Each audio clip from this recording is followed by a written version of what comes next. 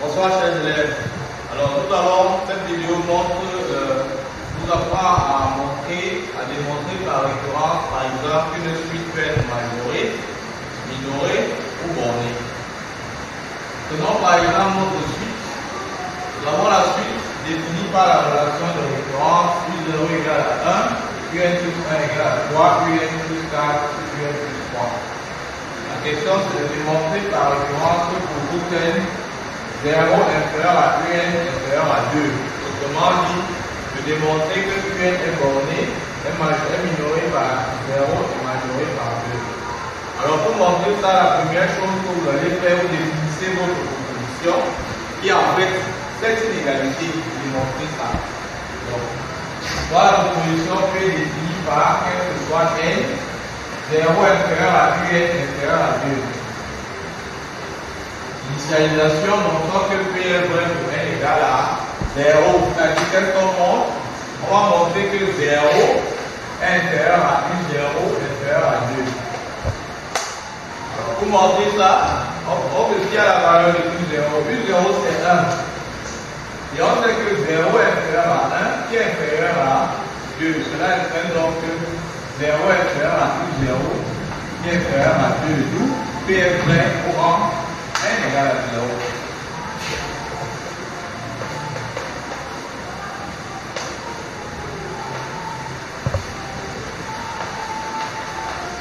Voilà, on a terminé avec l'initialisation. On passe à la deuxième étape qui est l'hérédité. On se donne un entier n, on suppose que P est vrai au rang n, et on montre que P est aussi vrai au rang n plus 1. C'est-à-dire qu'est-ce qu'on montre? On doit montrer que 0 est inférieur à UN plus 1 qui est inférieur à 2. Voilà. Alors, pour montrer ça, connaissant la nature de notre suite, nous avons deux étapes. En fait, nous avons deux méthodes de démonstration. On peut décider de démontrer ça en faisant l'encadrement, comme ce qu'on va faire maintenant. Première méthode, on va utiliser l'encadrement pour démontrer cela. Alors, pour l'encadrement, première chose que vous devez faire, déjà, c'est de faire la division euclidienne. On sait que pour UN plus 4 sur UN plus 3, quand vous faites votre division euclidienne, vous allez avoir comme quotient égal à 3, plus un reste qui donne moins 5 sur le diviseur qui est UN plus 3. Maintenant, quand on a ça, on exploite l'hypothèse de récurrence. On a supposé que P est bon au rang n, c'est-à-dire on a supposé que 0 est inférieur à UN qui est inférieur à 2. Et 0 est inférieur à UN inférieur à 2.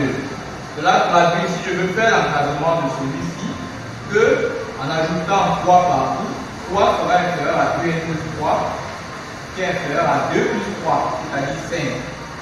En inversant, 1 sur 3 sera lui plus grand que 1 sur UN plus 3 qui est plus grand que 1 sur 5.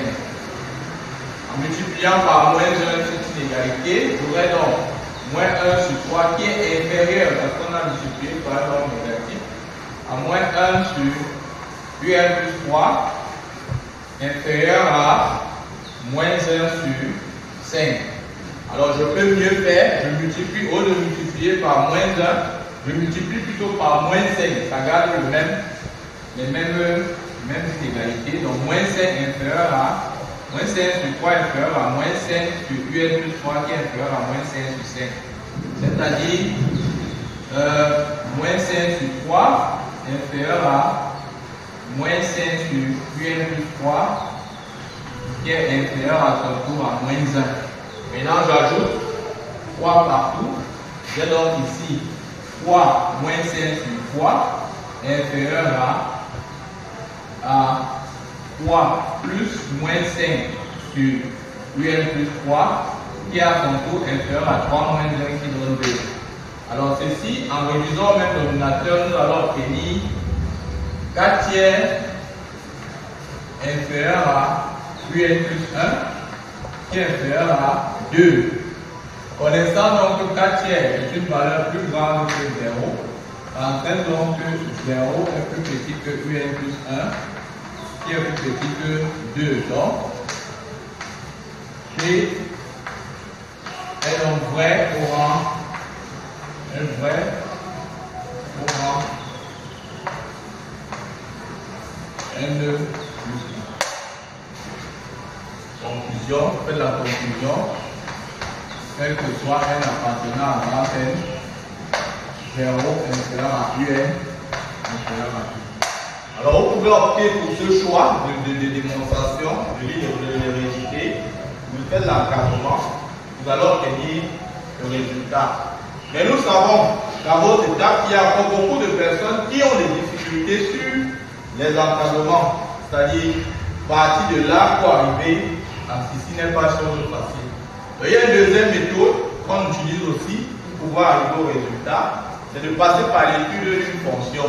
Nous avons au départ que Qn plus 1, donc ici c'est l'étude d'une fonction, moins son sens de variation. Nous savons que Un plus 1 c'est 3 Un plus 4 sur Un plus 3. Alors de cette expression, on peut tirer la fonction f de x égale à 3x plus 4 de x plus 3. Quand on a donc l'expression de cette fonction, on voit donc que Un plus 1 ici n'est rien d'autre que f de Un.